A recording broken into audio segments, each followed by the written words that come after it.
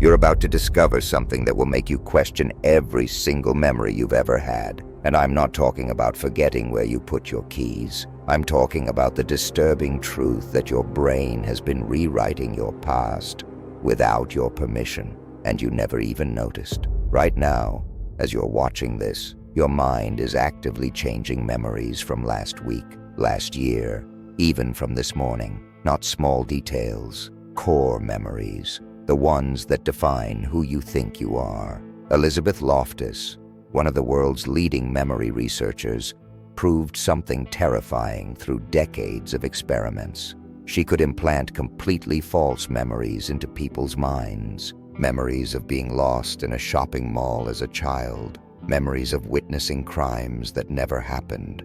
Memories of traumatic events that were pure fiction. And here's what should scare you. These people didn't just believe these false memories. They could describe them in vivid detail. They felt the emotions. They swore on their lives these things happened. But it gets worse. Your brain isn't just vulnerable to outside manipulation. It's doing this to itself every single day. The neuroscientist Karim Nader discovered that every time you recall a memory, your brain literally reconstructs it from scratch. Think about that. The memory you're accessing isn't a recording, it's a reconstruction. And each time you rebuild it, you change it. You add details that weren't there. You remove ones that were. You merge it with other memories, with things you've seen in movies, with stories you've heard. That argument you had with your friend 5 years ago, the one where you know exactly what they said. You're wrong. That childhood birthday party you remember so clearly, half of it never happened the way you think it did. The person you believe you were 10 years ago, they're a character your brain created, edited, and revised hundreds of times. Scientists call this reconsolidation, but what it really means is that your autobiography is fiction. Here's where it becomes dangerous. In courtrooms across the world, people are convicted based on eyewitness testimony, lives destroyed, decades in prison, all because someone's brain did what brains do. It filled in gaps, created coherent narratives, and presented fiction as fact. The Innocence Project has freed over 375 people using DNA evidence. In 69% of those cases, the primary evidence against them was eyewitness memory. Memory that felt absolutely certain. Memory that was completely wrong. But you're thinking this doesn't apply to you. You have a good memory. You remember things accurately. Let me destroy that illusion right now. Researchers at UC Irvine showed people footage of United Airlines Flight 93 crashing in Pennsylvania on September 11th. Except here's the thing, no such footage exists. There is no video of that crash. Yet 29% of people claimed they remembered seeing it on the news. They described details, the angle of the plane, the explosion, the smoke. Their brains created a memory of something that literally does not exist. This isn't about being gullible. These were intelligent people, just like you.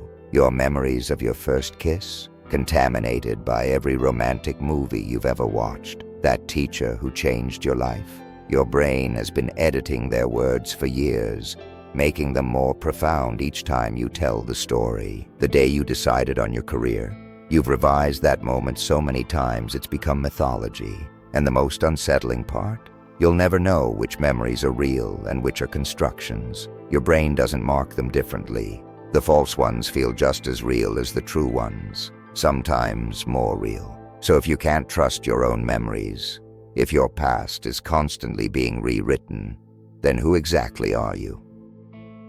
The answer to that question is about to shatter everything you believe about yourself. Because if your memories are lies, then your entire identity is built on quicksand. Dr. Julia Shaw, a criminal psychologist, can convince 70% of people that they committed a crime in their teenage years. A crime that never happened. Within 3 hours, she can make you believe you assaulted someone, stole something, got arrested. You'll describe the police station, the officer's face, the shame you felt. None of it real, but your brain will make it feel more authentic than what you actually did last Tuesday. This is happening to you right now, not in a lab, in your life. Every time you tell a story about yourself, you're not remembering the event. You're remembering the last time you told the story. It's a copy of a copy of a copy, degrading and mutating each time. That's why siblings remember the same childhood completely differently. That's why divorced couples have incompatible versions of their relationship. That's why you're a hero in your memories and rarely the villain. Your brain has an agenda. It needs you to be the protagonist. It needs your life to make sense. So it edits ruthlessly. It deletes failures that would break you. It amplifies successes that define you. It creates patterns where none existed. It invents reasons, motivations, turning points that give your random existence meaning. The neuroscientist Antonio Damasio discovered something that should terrify anyone who values truth. Patients with certain types of brain damage can't form new memories, but they continue creating false ones. Their brains, desperate for continuity, manufacture entire days, conversations, experiences.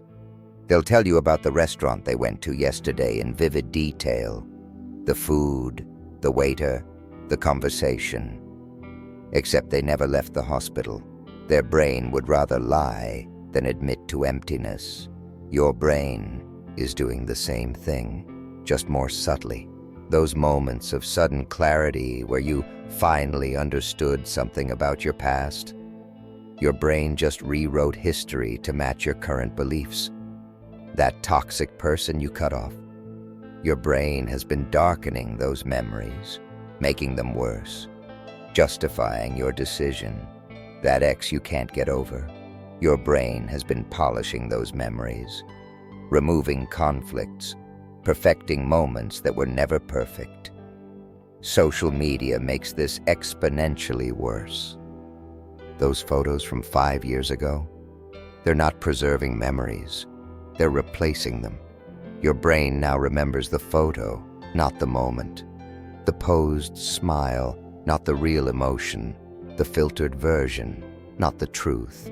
Studies show that taking photos actually damages your ability to remember experiences.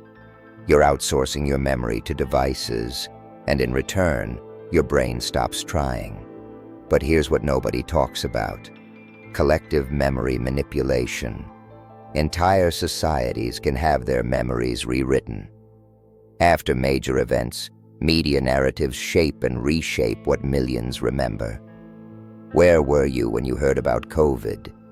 What do you remember about those first weeks? I guarantee your memory has been contaminated by thousands of news reports, social media posts, conversations. The fear you remember might not be your fear. It might be the fear you absorbed from others, now embedded in your memory as your own experience. Marketing experts know this. They spend billions implanting memories of experiences with their products. That nostalgic feeling about a brand from your childhood, manufactured.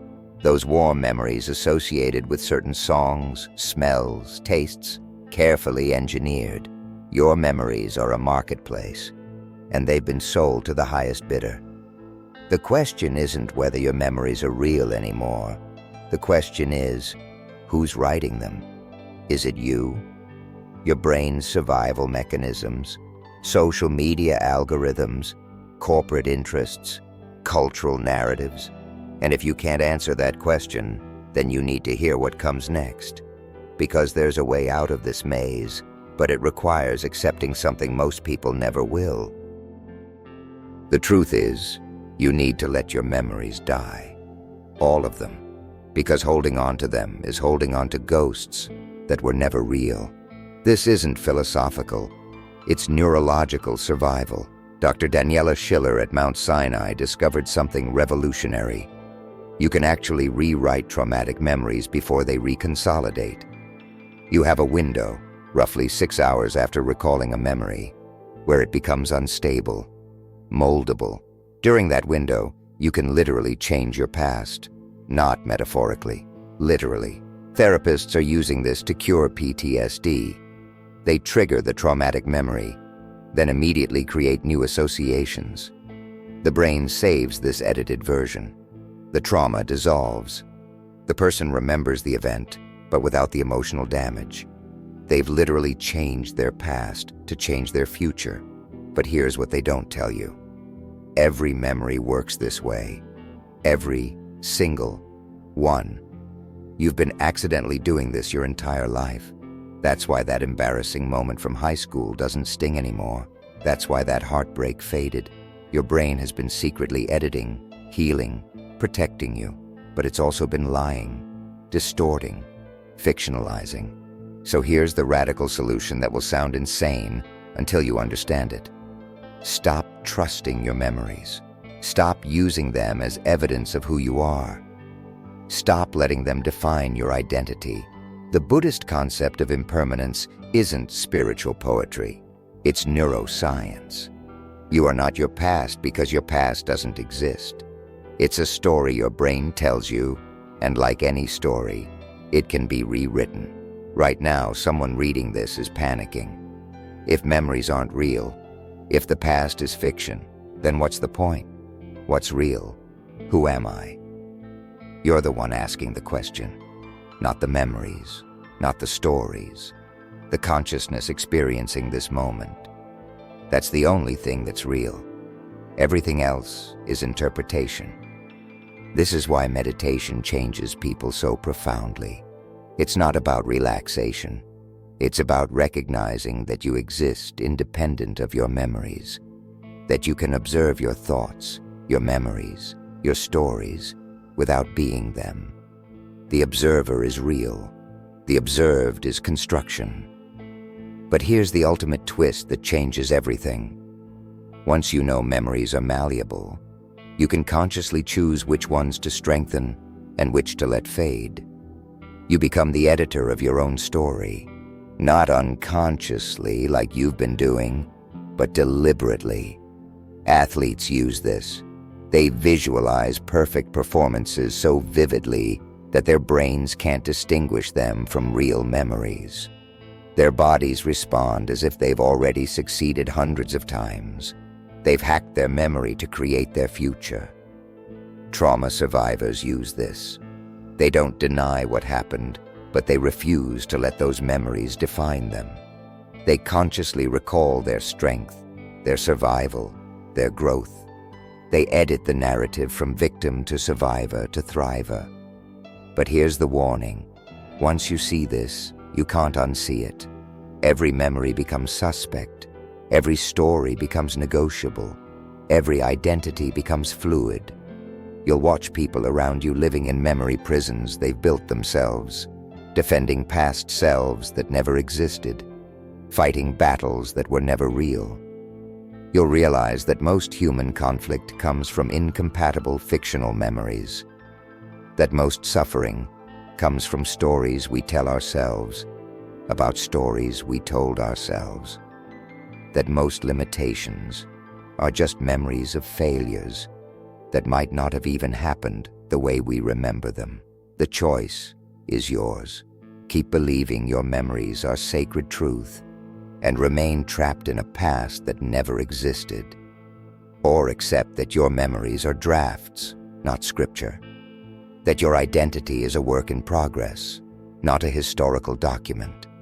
That you can literally become anyone because you never were anyone fixed to begin with.